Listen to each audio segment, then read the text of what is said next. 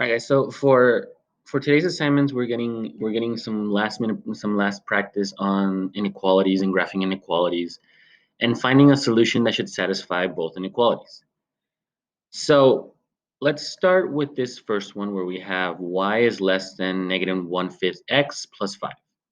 And then on the bottom we have y is greater than x plus 4. Now the lines are already graphed for you.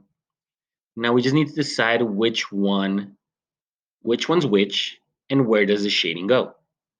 So, I mean, the easiest thing that you can do is say, let's look at our y-intercept, right?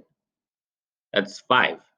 So then this, and let me just label it and say this is number 1, this is number 2. So this should be line number 1 because the y-intercept is 5. And this right here should be line number 2 because the y-intercept is 4. So that's probably the quickest way to find that out. Now let's think about the shading, okay? Let me start with number 1.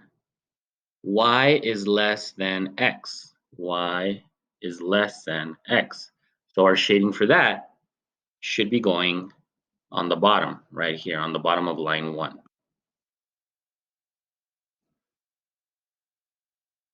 And if we look at the second line, and let me do that in a different color, the shading for line 2, y greater than x, should go on the top. So from there, you can see the area where they both are shaded.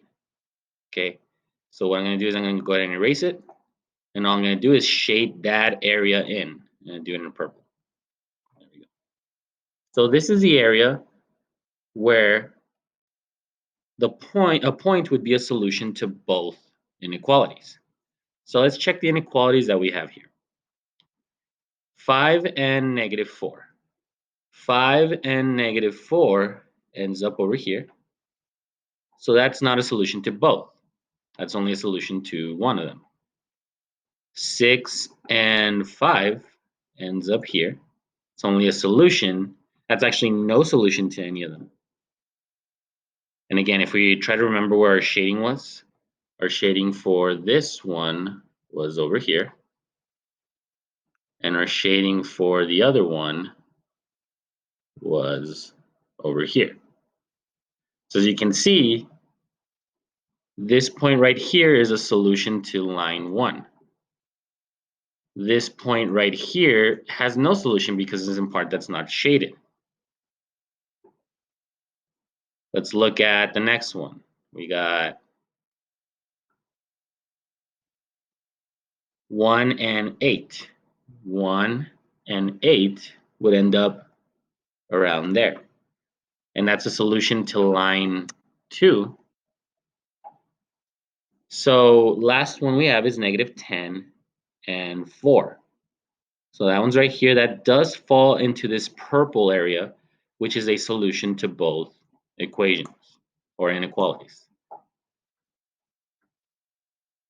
So again, just an idea of what we just did. Graph the points. This is the only one that falls within the solution area.